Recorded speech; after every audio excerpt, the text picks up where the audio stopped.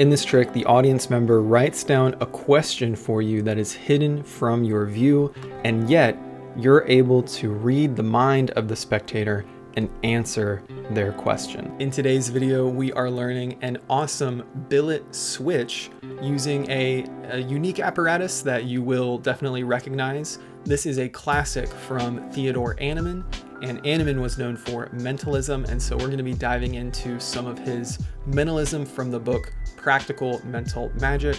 Like I said, this is a billet switch, and that allows you to obtain the information, like maybe someone's name that your audience member is thinking of. So if you're interested in learning some mentalism, we are diving into it in the videos this month, so be sure to be checking back. But for now, let's get into this awesome trick called Question Answered by Theodor Annemann. To prepare for this trick, I'm using billets that are business card size.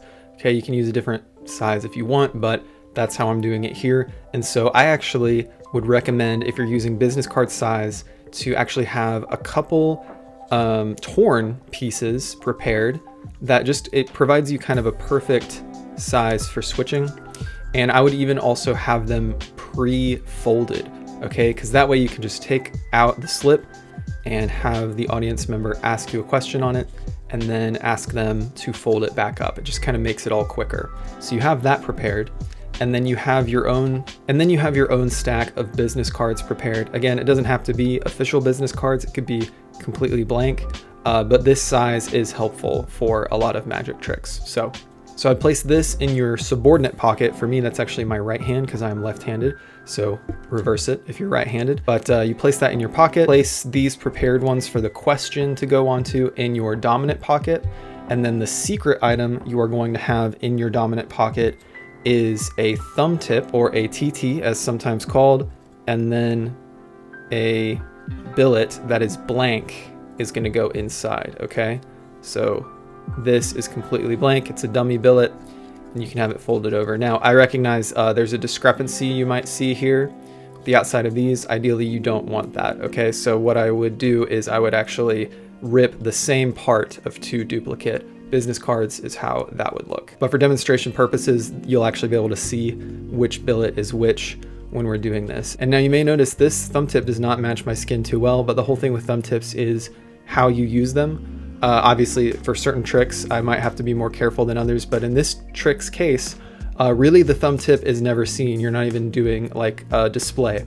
So you'll see how it is utilized in a moment, but this goes in your dominant pocket as well. And the last thing you'll need is a pen. So when presenting, you're going to take out the pen, you're going to take out the slip, and you're going to ask the audience member to ask you a question on the slip, or to write a question for you that you wouldn't be able to know that they were going to ask, but something that is simple that you could answer in a word or two. So an example you could say is, maybe you could ask me what my favorite day of the week is, and that way I'd be able to say Tuesday, and that way you'd know that I was, not just being vague, but I really knew what question you were asking.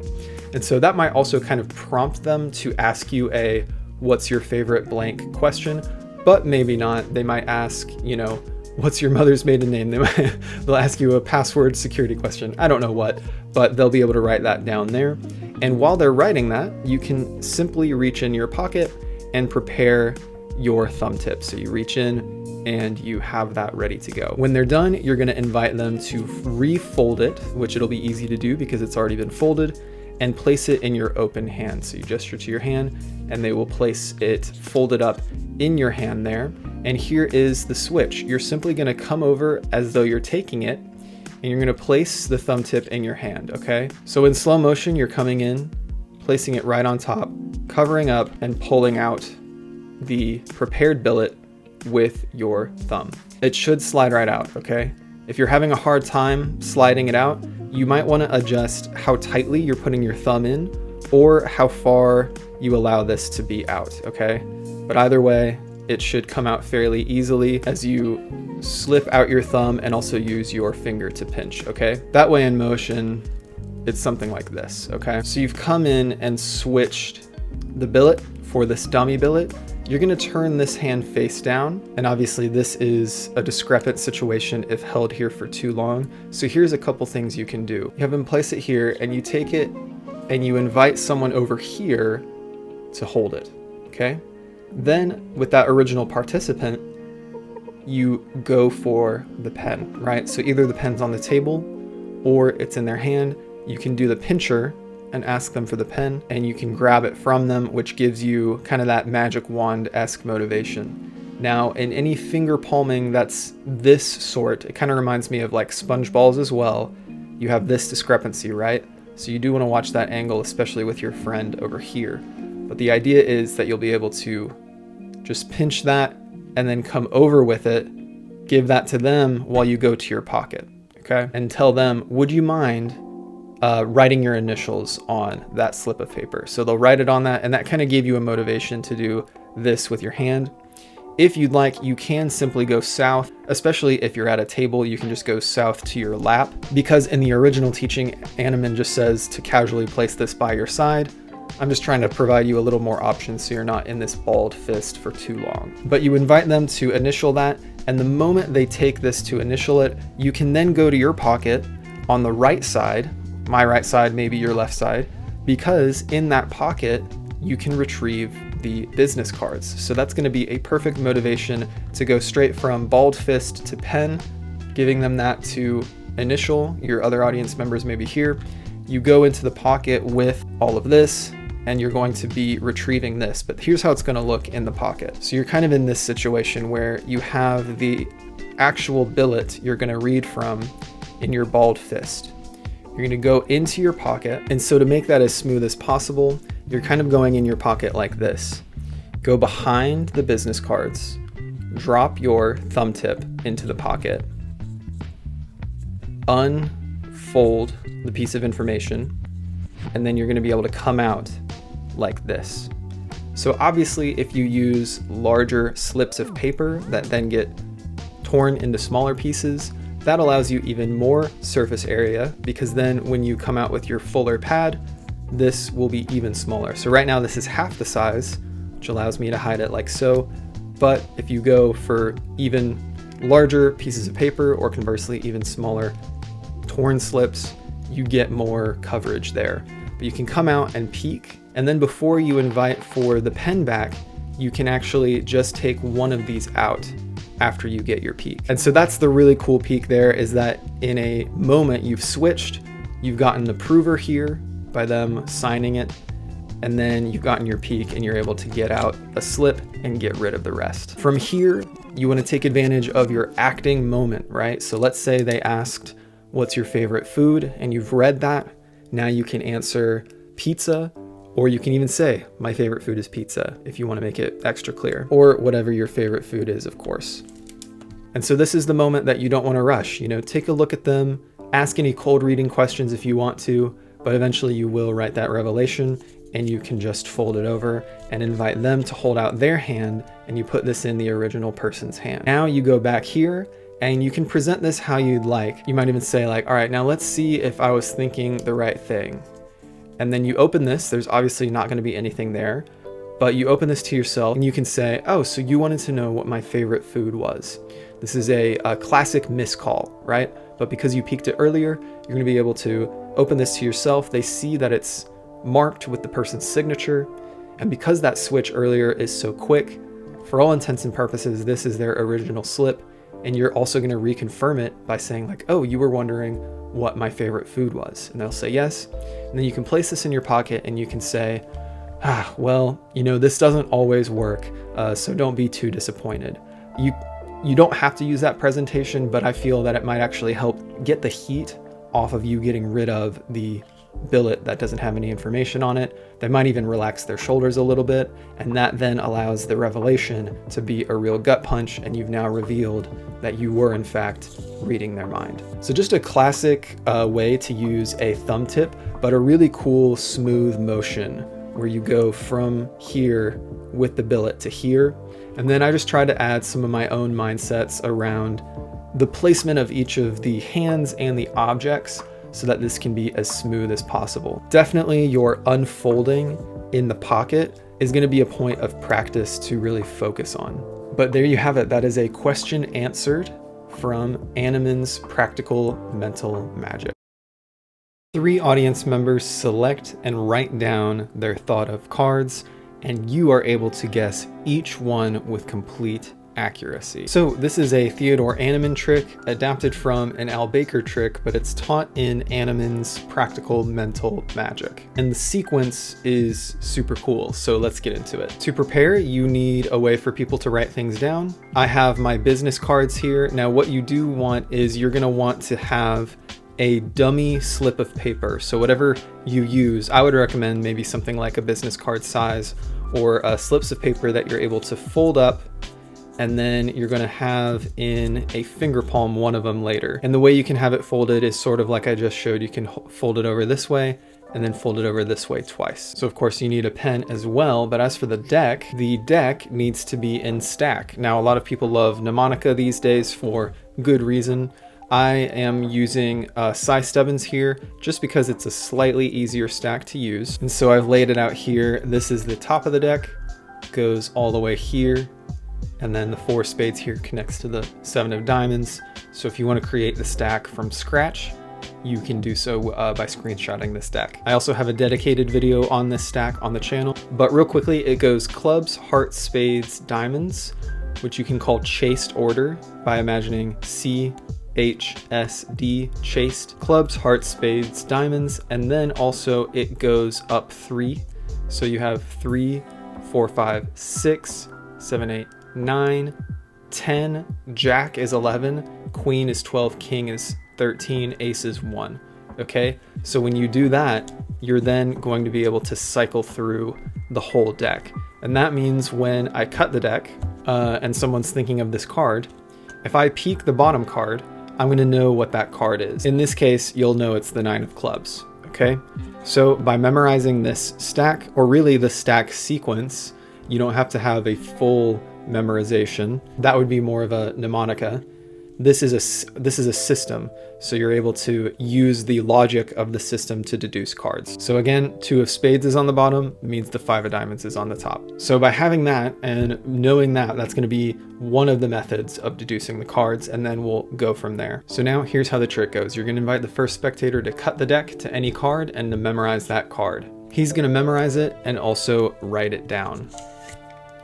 So he's written that down, and we're also going to have members fold it like this when you do each of these. So he notes that card and places it back. At this point, he can in fact place it anywhere he wants because we're not getting the peak right this moment, but we will soon. So he's written his card, folded it over, that's card number 1. After he places that back in anywhere he wants, you're going to mix the cards. And when you do, you're just going to note the bottom card. That's all you have to do. So he writes the card down, places it back wherever he wants. As you go to mix the cards, it's like you're moving on to the next person. He feels relaxed. This person has placed this away. You're going to note the bottom card, and then you'll know that his card is the Jack of Diamonds, okay? So he's picked the Jack of Diamonds, he's written it down. Now we can break stack because the stack is only being used for the first selection, okay? So he places the card back in. We take the cards for the next person and say, okay, now here's something I want you to do. And you're gonna have them pull a number of cards from the center. All right, so they do so. And when they do, they're gonna note this card. Okay, so they note that card. In the meantime, you'll notice that we peeked this card not only to guess that card, but also we're going to memorize it. So this is the key card principle now. We've moved on from the stack, we're moving to the key card. So 8 of spades helped us deduce Jack of Diamonds. Now 8 of spades is what's in our mind because we've shuffled this to the top before having them pick out this clump of cards. They memorize this card as their card. They're going to place it on top of that 8 of spades, and that'll help us deduce that card in just a moment. They're going to write their card down and once again fold it up. Now we're going to spread these cards, and we're just looking for our key card here, the 8 of spades. We're going to know that above that is their card, the Ace of Hearts. So now in our minds, we know Jack of Diamonds, Ace of Hearts. But the reason we've spread these face up is that for our third participant, we're actually going to just tell them to memorize one of these cards. Just merely think of it as they see it in the deck, spot one, memorize it, and that'll be their card, and you're going to close these up.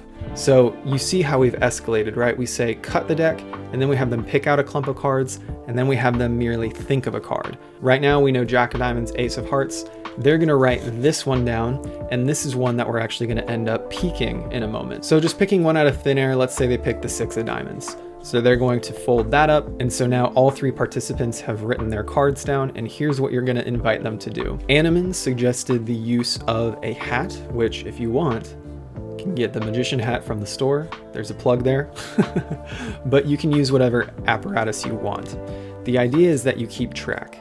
So watch where the first, second, and third person place their billets. So you've paid attention to where each of them have placed their billets, and this is actually going to help you hide the secret. So you're actually going to come in and you're going to finger palm billet number 1 for the first spectator. You already know that this is the Jack of Diamonds. You're going to come in, finger palm it as you grab this one. And by holding this hat toward yourself, they don't know that there's only one left inside. So now you're able to take this and say to the first person with your mind reading skills, you're going to say, I predict you selected the Jack of Diamonds.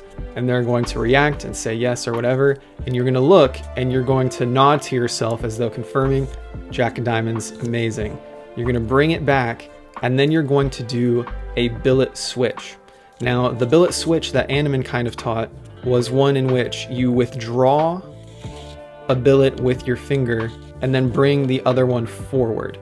Okay, now with slips of paper as opposed to cardboard billets, that might be a little easier, but one thing that you can always do is a little bit of a shuttle pass. So to backtrack, maybe you finger palm selection 1, you come out with selection 3, you reveal selection 1, you peek selection 3, you know it's the 6 of diamonds now, you say hold your hand out, and in this gesture you're motivating it, you tell them to hold their hand out, they will, and you're going to just shuttle pass. This is the shuttle pass here.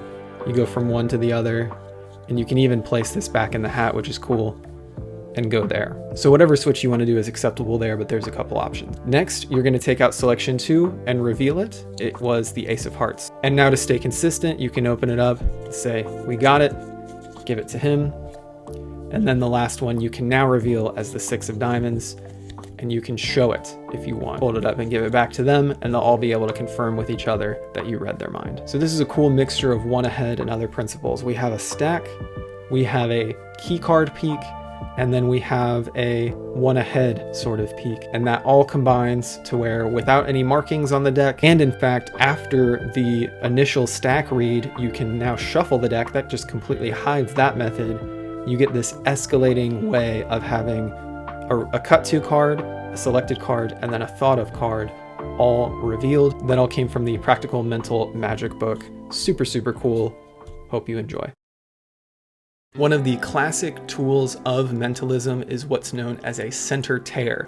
Now, when you hear that, it's pretty intuitive what you might think is going on. But what's beautiful about this technique is that it allows you to seemingly completely shred the way that you are getting the information, and yet you're still able to get that information. So imagine spectator writes down a name or something that you're going to read their minds for. They write that down, they fold it up, you take it, you tear it, you have that burned, thrown away, placed in their pocket, placed in their hand, and while that is still in their hand, you're going to be able to guess the name. So this isn't just one trick, this is a technique. It can be used for many different presentations. I'm going to briefly talk about one that Animan used. Now, I'm teaching this from Theodore Animan's Practical Mental Magic. That's the book we're covering some tricks from this month. In his presentation, he actually had a newspaper, and he would have a slip of newspaper, and people would actually circle a word on the newspaper. He would do the tear, he would place it in their hand, or actually he would burn it in an ashtray, very dramatic. And while they're watching it burn, he's able to receive and tell them what word they were thinking of on the newspaper. And to this day, you know, you'll see mentalism tricks that maybe there's a broader trick or a new secret or technique they're bringing to the table, but then as part of the whole routine, they'll say like, oh, and here for this part of it, I'm going to use a center tear to reveal this, you know, one part of the information. And that's how mentalism works. That's how magic works. You know, like a double lift might find its way into many tricks. So this is a day to learn a technique. So if you haven't learned the center tear, today is your lucky day. Let's get into it right now. So to do the center tear, you're gonna need a slip of paper or business card. These are my business cards. I leave a lot of room on them so I can do magic tricks. It doesn't have to be this though. It can be a sticky note, it can be a small slip of paper. In mentalism, we refer to these small slips of paper as billets. But for me, doing magic with my business cards is the best. So I just try to apply any mentalism thing I'm learning into making it work with this format. And so Animan actually did this with torn newspaper, and then he would draw a box and he would ask a person to circle a word inside that box. And so from that, we were getting that principle of drawing the location in which spectators can write or choose their information. Other people have just used the box as a way to mark where they want spectators to write things down. So in this case, we're gonna do that. And with time, you'll kind of get used to where your box needs to be, but just by making a slightly large surface area for them, you can have them write down a piece of information inside that box. So let's say it's a name. So they're gonna write their name down, and then they or you, while looking away, are gonna fold that in on itself and fold it one more time in on itself, okay? So you have it folded in quarters. Now here's the thing about that box. Because it was drawn in a box, you know that about here to here is where that information is. If I open this up, you can see, right? Like if you imagine that as an invisible line on the other side, it's all here because this is where it's folded. So these outer portions, basically this L is your safe area to tear. I'm actually gonna mark it for you just for example, right? So around this area, this is your peekable area, and this is your safe to tear area. And so that's what we're going to do. So from here, we're going to tear along about here, and then you can kind of show them that you're tearing it, and then you can put all these together, and really you're just tearing that portion as well. You're gonna tear this up. You can show them that you've torn it up, right? Now here's where you wanna be. You wanna have the folded up remainder in a place where you can then just kind of draw it back into finger palm, right? In the guise of kind of crumbling them up, you can get into that finger palm, crumble them up, place them into the spectator's hand, and have them curl it around. A couple clarifiers I wanted to make here. So you're starting on those open lip parts and going down. And when you go to make the next tear, Animan actually recommends placing these in front, and you'll see why in a moment. You're then going to go down this other part so that you're retaining your information. You tear this part and can show it. You're going to place that in front as well so that the information is now most toward you.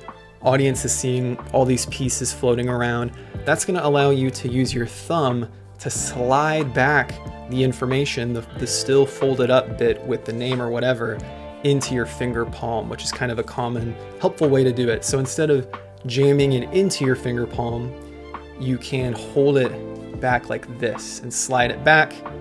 You can take this, place it into their hand, and then as motivation for your finger palm moment, you can reach into your pocket for a lighter if you're using that presentation, or a pen for you to do your thing, or that's when you can reach for your business cards, whatever it might be. But you place that in their hand, and that's when you can reach for something else. And of course, now you have your information, and you might just find that a little bit easier. So I did want to clarify, consider using the thumb slide method for your folded up paper. And he recommended doing basically the tall part of the L first, then the short part of the L, and placing those all toward the audience when you place all those pieces together. Hope that helps as you work on this technique. Now there's a number of things you can do, but what you're going to be doing under some cover is you're going to be unfolding this with your thumb. And by doing that, look, even with what I thought was a little bit of overreaching, I still had plenty of room inside here, okay? And this is your peekable information, obviously, but how do you present that to where you actually can hide it? After you've placed this in their hand, what Animan did in Practical Mental Magic is they had him put it in like an ashtray, and then you can actually light it on fire or invite them to light it on fire. He also, as an extra bit of safety, encouraged the performer to sit at a table so that while we're all watching this burn, you can take a moment to open your information, peak and pocket it. Another thing you can do, and this is kind of pulling from another Animan trick we did, is you can go back to your pocket, and while you're in your pocket, you can unfold, and then you can come out with your stack of billets. And this provides you cover for a very open peak. And then you just retrieve the one, and you can write down the matching name. If you want it to feel more propless, you can make this incidental by saying, I'm gonna try to write down your person. And then you come out as though you're gonna write it. And you're like, I think I'm not quite there yet. And you actually change your mind, you put that away. And that way, if you want it to feel more propless from that point onward, you don't have to write down the person's name. So if you have table cover, feel free to use it. If you have other methods of kind of giving yourself that peak moment, you can use it, but there's another one for you as well. But there you have it. That is the center tear. Thanks for watching. If you want more, you can check out the membership for some exclusive content. Pick up some merch from the Magic merch store. I also have a journal for magicians. You can check out all those links below. And if you want more free content, check out the video that YouTube is recommending to you right now. And until next time, keep enjoying your magic, stay a hobbyist at heart, and I will see you guys in the next video.